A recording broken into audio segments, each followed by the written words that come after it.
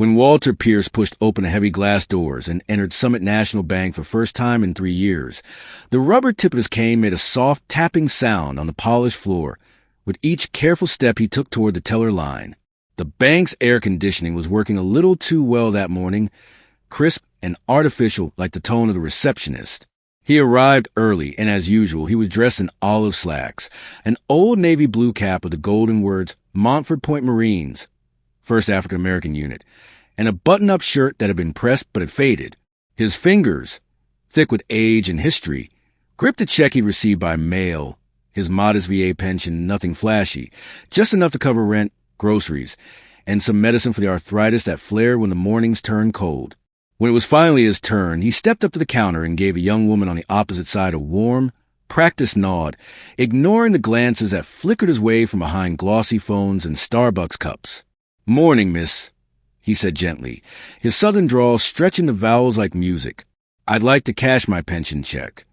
She forced a smile up, but when she saw him, she stopped halfway.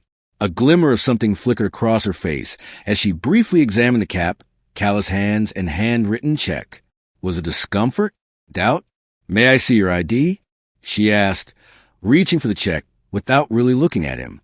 "Certainly," Walter replied, pulling a weathered leather wallet from his coat pocket and sliding his expired driver's license and Veteran Affairs ID across the counter. Laura was written on the woman's nameplate, and her perfectly manicured nails stopped midair as she tilted the VA card to the side in an attempt to spot a forgery. "I'm sorry, sir," she said slowly. "This ID doesn't have a chip or barcode. We are unable to use our system to verify it." Walter looked up. "Miss, that's a government-issued veteran ID. Been using it for over a decade. The department that issued that check is also responsible for that one." Laura hesitated, then glanced at a suited man standing near the row of cubicles, a branch manager type with slick hair and a jaw too tight to be kind. "Kyle," she called out nervously, with the same detached concern one might show for a stray dog that got too close to the salad bar. The man approached Walter with that practiced, "I'm in charge" stride. "Is there something wrong?" Kyle inquired. "ID doesn't scan and looks suspicious," were Laura's whispers as she leaned in. After a brief look at the ID and check, Kyle leaned back and crossed his arms before asking, "Sir, do you have any other form of identification? Something more current?" Walter held his ground, his voice still calm. "Son, that is what they gave me. I served from 56 to 79. Unit for Recon Vietnam. Got 2 Purple Hearts and a plate in my leg to show for it. I assure you, this here ID is as real as it gets." Kyle gave a polite but chilling chuckle. "Sir, I'm not disputing your account. We've just witnessed a few incidents. Elderly people attempting to claim benefits they do not own. You must comprehend our caution, I'm sure." Walter's face shattered. "So you believe I'm lying? That I made up all of this?" The room became silent. 2 customers in line shifted uncomfortably, and Laura looked away. "Over security," Kyle waved. "We will need to confirm this through the appropriate channels. I'll ask you to step aside in the interim so we can assist the next customer. You calling security on me?" Walter inquired, the old hurt burning in his eyes like a bitter memory that could not be buried. The guard, a man half Walter's age, approached cautiously, his expression confused and wearing tactical pants. "Sir, I'm going to have to ask you to wait in the seating area while we investigate this matter. If you don't comply, what exactly am I being accused of?" Walter asked, louder now, trying to act like a Marine. "Fraud? I was just trying to pause a check, and now I feel like I was robbed." Kyle said with a sharp voice, "Calm down, sir. There is no need to make a fuss." Walter shook his head slowly, a sadness overtaking the heat in his chest. He'd seen this before, in diners that didn't serve him, at hotels that lost his reservation, and in VA offices where his name wasn't on the list, even though his blood was on the battlefield. He made a slow turn, sat down near the entrance with his cane folded across his lap like a sword, and reached into his pocket to find the one lifeline he was sure would still respond. He flipped open the old phone with trembling fingers and dialed. 1 ring. 2. "This is General McConnell," came the voice. His voice cracked as he spoke softly, It's Walter. They said I made it up again. Silence. After that, stay right there. Walter closed the phone and stared down at his hands. The same hands that had once patched up wounded boys in the jungles of Southeast Asia, carried gear through monsoons, and wrote letters home for comrades who didn't know how to say goodbye. They now tremble from rage and age, and veins appear like roads to long-forgotten conflicts. He was viewed with compassion by a nearby mother and child. Near the teller line, a group of well-dressed employees whispered and pointed. Laura didn't look at him. As if he had upheld policy and defended his bank from a con artist, Kyle folded his arms at the counter like a sentry. However, despite their suspicions, the man sitting on the bench displayed more respect for himself by remaining silent.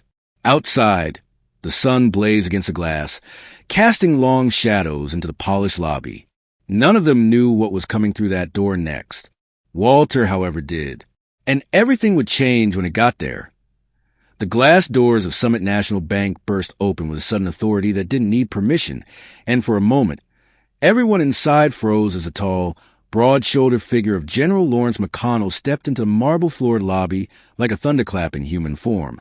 His dress blues immaculate, polished black shoes catching the light, rows of ribbons glinting proudly on his chest, and 4 silver stars gleaming on each shoulder like warnings carved from stone. This wasn't a man here to speak softly. This was a storm in uniform, and every heartbeat in the room skipped in his wake. The security guard who had been standing over Walter just 20 minutes before blinked like a deer in the tank's headlights and instinctively stepped back, snapping his shoulders into a shoddy salute that only made his discomfort more obvious. Because you didn't need to be familiar with the military to recognize power when it walked in wearing its own history. Laura let out a gasp as she realized who this man was behind the teller counter. General McConnell didn't look left or right, didn't nod or blink, didn't pause to introduce himself. He locked eyes on Walter, still seated on the bench near the entrance, and gave a single nod, a subtle gesture that spoke louder than any oath. As if time had slowed around them, Walter gave a slow nod in response. The general then turned to face the counter and yelled, "Who here accused this man of fraud?" at a controlled and deadly volume. The lobby fell so silent it could have been a church. Kyle Benson, who had maintained a comfortable sense of self-assurance throughout the morning, moved forward but attempted to regain his composure. "Sir, I'm the manager of the branch. We were merely adhering to bank policy." The individual in question provided an unreliable identification, but was unable to produce. "Stop," McConnell said, his voice sounding like slamming steel doors. "You are not permitted to rewrite this." I directly inquired, "Who said this man was a fake veteran?" As he mumbled, We had to ensure the legitimacy of the check." Kyle's face darkened to a perilous shade. "It's bank policy to verify IDs, especially when they don't scan in our system. We have never been accused." General McConnell yelled, "Bull," his eyes narrowing under his officer's cap. "I've known Sergeant Walter Pierce since before your parents learned how to balance a checkbook. He went to Vietnam twice for service. Took shrapnel in the left thigh during Operation Iron Triangle. 3 men from a burning convoy were saved. You carry a rule book and wear a badge, so you think you know how to question your identity. But let me explain something to you very clearly, Mr. Benson. Men like the one you just humiliated in front of this entire damn building are the reason you have the freedom to stand behind this counter and wield your precious protocol." Perhaps out of habit or pride, Kyle tried to stand straighter, but the general's glare held him in place like a nail through drywall. "You saw a criminal when you looked at a proud black veteran because his ID did not have a barcode and his clothes were not ironed. You didn't call the VA. You failed to check anything. You contacted safety. You accused him of theft by implication." Laura spoke softly, now clearly shaken. I wasn't aware. I apologize." McConnell interjected, "You didn't think at all. I thought you ruled." Several customers had halted their activities. The phones had begun secretly recording. Even the regional branch supervisor, who had stepped into the lobby just moments before, now stood awkwardly near the front desk, eyes wide as he tried to decide if he should intervene. He didn't. Nobody did so. McConnell made a U-turn and marched to the closest computer. He said to another cashier, "You, pull up Walter Pierce's file." Full name, Sergeant Walter Thomas Pierce. 086, XX, XXXX, Social Security, number United States Marine Corps. 1979, retirement due it now. After some hesitation, the teller pressed quickly on her terminal. Walter's military file appeared in a matter of seconds, with verified pension dispersal, 2 Purple Hearts, and service medals. The room stood in stunned silence. McConnell nodded, then turned to Kyle, who had gone silent and read. So, tell me again, what portion of that ID appeared to be unverifiable? Kyle opened his mouth, closed it, then whispered, It didn't scan. Neither did your judgment, McConnell replied, stepping closer until he was nose to nose with the manager. On your best day, this man deserves more respect than your entire staff could muster. In contrast to his earlier fury, the general turned and helped Walter get up by taking him by the arm. He said quietly, You don't need to fight your own battles anymore, Walt. For 25 years you did that. Walter nodded, his voice hoarse. I didn't anticipate having a fight in a bank, McConnell said. You won't again, promising. Then, to the entire room more loudly, this isn't just a mistake. It's a symptom. And if Summit National doesn't issue a public apology, open its doors to veteran inclusivity reform, and train its staff on basic respect, I will personally take this story to every American media outlet and Congressional Veteran Committee I can reach. Starting now. The cameras kept on recording. Kyle fell backwards. Laura started crying. And Walter stood taller for the first time that day, his cane by his side, his head held high not out of pride, but because he was finally seen. A general had entered once when the doors opened. They reopened for justice at this point. They ushered General McConnell and Walter into the bank's glass-walled conference room, like 2 ghosts had woken the living. The staff was shaken and too embarrassed to speak, and customers were still lingering outside the doors with cameras and sympathy, as if they were witnessing something far more significant than a dispute over bank policy. They were witnessing a reckoning, a lifetime of disrespect held under fluorescent lights with nowhere to hide. While McConnell stood behind him like a sentinel, arms crossed tightly, waiting for someone, anyone, to speak. Walter sat slowly, his hands trembling slightly as he laid his worn VA card and check on the table in front of him like sacred items in a courtroom. Dana Whitaker, a middle-aged woman whose face was a pale mix of concern and corporate damage control, was a branch supervisor when Kyle finally entered. Mr. Pierce, she began, voice falsely bright, we deeply regret any misunderstanding. McConnell intervened. It was absolutely personal. Not raising his voice, but making the air feel heavier with each word. I'm sure you know this wasn't personal. You judged his story based on the state of his clothes, how old he was, and his voice. Don't make a bigger deal of it by calling it a misunderstanding. The events that took place there were systemic, and if I hadn't walked in, you'd have had him escorted out like a criminal. This ain't the first time it's happened, Walter said, his voice slightly breaking as he cleared his throat, still too proud to take pity. Not in the slightest. Dana looked confused. It is not. Walter said softly, folding his fingers together to prevent them from shaking, ma'am, adding, I've been told I'm lying more times than I care to count. In the DMV, the Postal Service, even at the VA clinic, a nurse once stated that my file must have been misplaced because you don't look like a veteran. That kind of thing is impossible to forget. You carry them in your bones. After bowing solemnly behind him, McConnell came forward.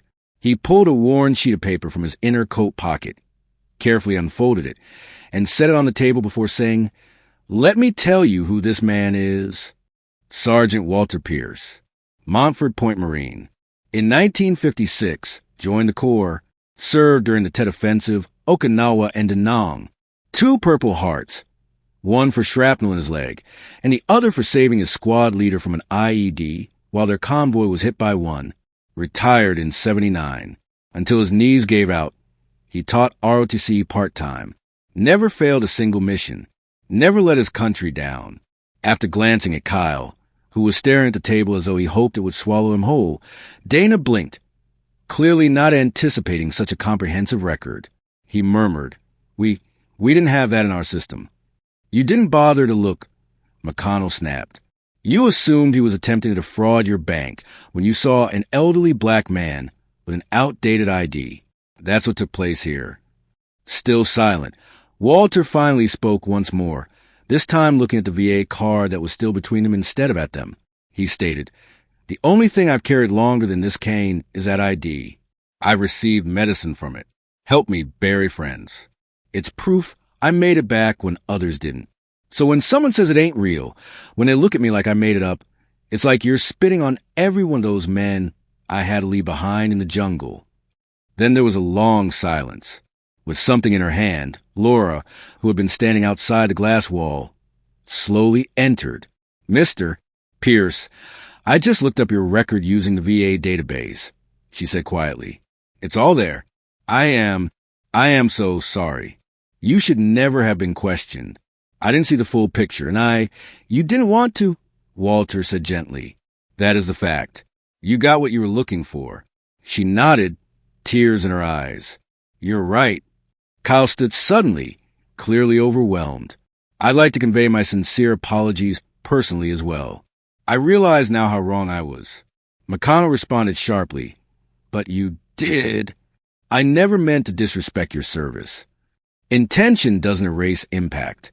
What are you going to do about it now?" Ever the corporate strategist, Dana intervened. "We would like to make Mr. We will begin planning a staff training program to prevent similar incidents in the future, as well as a written formal apology and compensation for emotional distress." Walter shook his head slowly. He advised, "Keep your check. I don't want your money. I need your promise that the next time a vet comes into this place, you will treat him as if he has already earned your respect rather than as if he needs to demonstrate it to you." Dana nodded quickly. "Yes, of course, yes." McConnell looked at Walter with a faint, proud smile. Even after all these years, still leading. More people had gathered outside the glass, some of them filming quietly, while others were pressing their faces to the glass. An older man entered and made his way toward. "I saw what happened earlier," he said to Walter. "My father served in Korea. He was treated similarly because he was Native American. I want to shake your hand." Walter sat down slowly, and the two men embraced, not just a handshake, but a deeper acknowledgement that was silently shared between soldiers' sons and soldiers themselves. McConnell took a deep breath before picking up his phone. "I'm calling in a favor," he said. "This discussion must extend beyond this room." Within 30 minutes, a local news reporter arrived and sat across from Walter in the same conference room. As Walter related the events, the reporter's camera was rolling. "It wasn't just about me," he said into the lens. "It's about how we treat our elders. How easy it is to forget what they did for us. If me getting called a liar helps the next guy walk in with dignity, then maybe it's worth the shame I felt today." Later, that video would go viral, causing national outrage as well as praise. However, Walter didn't care about likes or views at the time. What mattered was that someone finally heard him, finally observed him. Finally, I honestly called his name. Walter was his moniker, and that mattered again, the following morning. Walter Pierce's name had become more than just ink on a forgotten service record. It had become a headline on national news broadcasts, a trending hashtag, and the voice of every silent veteran who had ever been made to feel invisible in the country they served.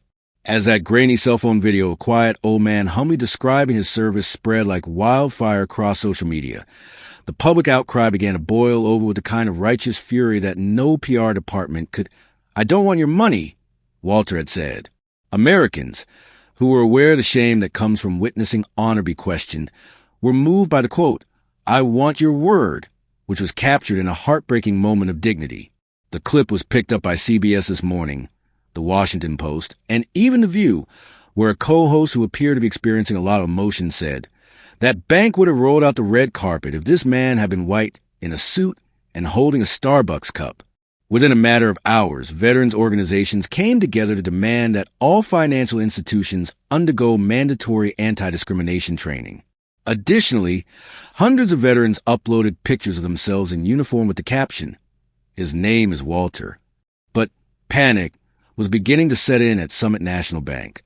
Thousands of emails flooded their corporate inbox, accusing the bank of ageism, racism, and not honoring veterans. Kyle Benson, the manager who had previously dismissed Walter with a handshake, was now the subject of dozens of formal complaints.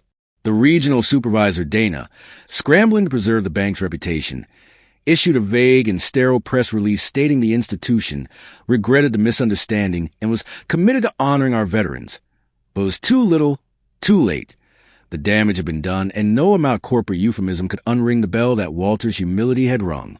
Walter blinked in disbelief as his face appeared on screen after screen and friends from the church, and the senior center called to offer support, meals, prayers, and tearful thank yous at his tiny one-bedroom apartment outside of town. He said to General McConnell, who was sitting across from him at the small kitchen table and sipping lukewarm coffee out of a chipped mug, "I never wanted any of this. I only wanted my check to clear." The general replied, grinning modestly and proudly, "And instead, you shook a country awake." However, Walter's expression remained tense. It does not appear to be a victory. It seems like all the world watched just to show that I wasn't lying. McConnell sat up straight. "Walt, you weren't asking for any of this attention. That's exactly why people trust you. You didn't yell. You did not seek retribution. You told the truth while standing there with your story and cane. What do you want to happen next is the real question." Walter remained silent for quite some time. Then he said, "I want this to mean something. Not merely a handshake or a new plaque. I want that bank's employees to be trained. I want high school students to understand Montford Point. I want every man who ever wore this cap to not feel like an imposter when they enter a bank." General McConnell wrote a formal letter that same afternoon to the Department of Veterans Affairs, the House Committee on Financial Services, and the Pentagon's Diversity and Inclusion Task Force. In it, he talked about not only how Walter was treated, but also how institutions generally don't properly recognize and protect elderly veterans, especially veterans of color. The letter was signed by 5 other retired generals within 48 hours. Meanwhile, Summit National Bank's board of directors called an emergency meeting. The CEO, William Langford, appeared on camera for the first time since the scandal broke, reading a written statement. "We deeply regret the experience Mr. Pierce had at our branch. We are taking steps to implement mandatory training, hire a veterans liaison officer, and review our policies concerning acceptable identification."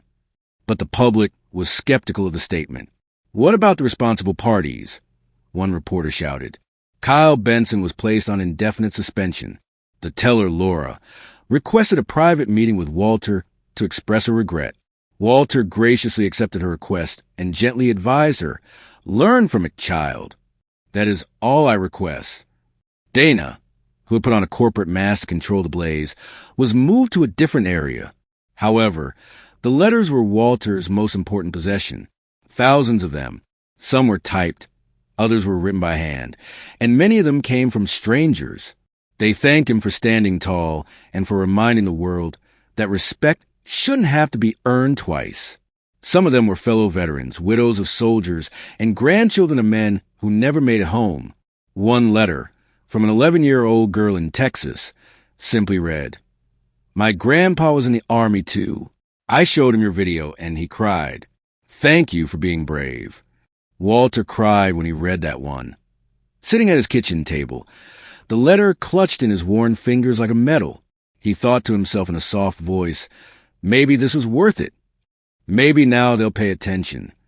By the end of the week, a Veterans Coalition had made an announcement about a new proposal. The Pierce Act, a federal bill that would enforce uniform respect protocols for businesses that interact with veterans. These protocols would include the recognition of all VA-issued identification, regardless of how it looked or whether it could be scanned. It was still in its infancy, but the seed had been planted and it had Walter's name on it. In 1 week, a man who had once felt invisible had become a symbol, not by shouting, not by suing, but by enduring with grace.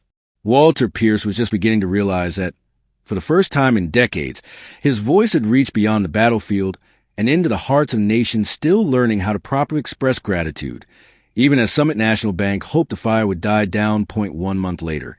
The same Summit National Bank lobby that had once buzzed with skepticism and quiet laughter now stood completely silent as the doors opened once more. But this time when Walter Pierce walked in, same cane, same cap, same quiet eyes worn from too many yesterdays. There was no security waiting to remove him, no cold eyes watching him as if he didn't belong. Instead, the entire room stood to their feet in reverent stillness, not by order but by instinct, because something had changed, not just in the bank, but in them. A boy no older than 10 grabbed Walter's father's hand and whispered, "That's him." Walter nodded slowly and took off his baseball cap out of respect.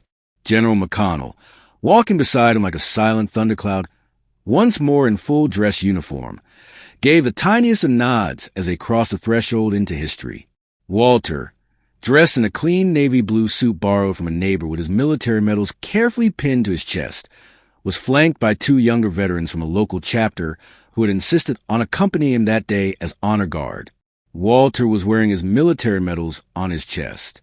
Kyle Benson stood at the front of the room now, visibly thinner, tie perfectly knotted, hands clasped in front of him like a schoolboy in church, waiting to speak not from a podium of power, but from a place of repentance.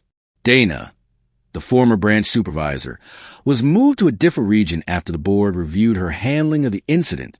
Today we honor not only a veteran, but a man who reminded us that decency doesn't come from policy. It comes from humanity, he began, his voice cracking to the microphone set up just below the bank's new commemorative wall. A large bronze plaque with Walter's name, picture, and inscription in honor of Sergeant Walter T. was mounted behind him on the newly painted wall above the cash register. Pierce is a Purple Heart recipient, Montford Point Marine, and a defender of dignity. May each veteran who enters this building know that they are seen. The applause that followed was not forced, nor routine. It was genuine, rising slowly like a tide of emotion from every person in the room. Walter, initially speechless, was given the opportunity to speak, and as he received a microphone in his wrinkled hands, he softly began, "I ain't never been the kind to stand in front of crowds, but I reckon some stories only matter if they're told out loud." He looked out at the crowd, which included bank employees, veterans, members of the press, young families, and even those who had previously judged him. And my own, it doesn't just involve me. It's about every man and woman who ever came home and felt like they had to keep proving they deserved to be here. As Walter went on, there was a long, respectful silence. I wore a uniform that didn't always protect me from my own country when I served. When I got back, there were no parades, and I witnessed comrades fall in places we couldn't pronounce. Merely side eyes, counters with ice. People who believed I was faking it. He paused, eyes misting. However, last month was the first time I stood in the truth with someone standing by my side. I've always wanted that. The act of placing a firm hand on Walter's shoulder by General McConnell said more than words could ever say. But the ceremony wasn't over yet. The bank CEO, William Langford, flew in from New York to present Walter with a framed certificate of public apology signed by the board of directors and a $50,000 donation to a new scholarship fund in Walter's name for children of veterans pursuing education. The Sergeant Walter Pierce Fund, he announced, will remind future generations of the power of perseverance and the cost of forgetting our heroes. Walter didn't touch the check. He declared into the microphone, "A little respect was the only payment I ever needed. But what if this money can help a relative's grandchild? I'll take that offer." Children gave him a standing ovation, and for a man who had once been humiliated on a bench without speaking, Walter now held the room like a general. The most moving moment of all occurred when an elderly woman stepped forward with a neat bun on her white hair and a folded American flag in her hands. "My brother died in Vietnam," she whispered. "I saw your video. I never got to say thank you to someone who made a home." "You just did," Walter said as he gently removed the flag from her arms and pressed it to his heart with wet eyes. Kyle, the bank manager, finally walked up to Walter, took off his name badge, and held it out to him with both hands. "I failed you, Mr. Pierce. I see you now, but I don't expect forgiveness. I just want you to know, truly." Before closing Kyle's fingers around the badge, Walter gave Kyle a long look before saying, "Then make sure you see the next one, too." The ceremony ended with a standing ovation, but Walter didn't bask in it. He simply walked out the same way he'd come in, step by step, cane tapping the polished floor, General McConnell beside him, both men older now but standing taller than ever, like soldiers returning from one last battle fought not in the jungle, but in the heart of their own homeland. Walter turned to McConnell outside in the warm sun. "You think all this really changed anything?" Nodded as he took in the growing crowd, the children taking pictures with the plaque, and the news vans parked along the sidewalk. "Yeah," he said, "you did." And as Walter Pierce gave one last slow salute, this time to a group of people who also gave a salute, he realized that he might finally be able to rest. Not because the world was fixed, but because he had helped it remember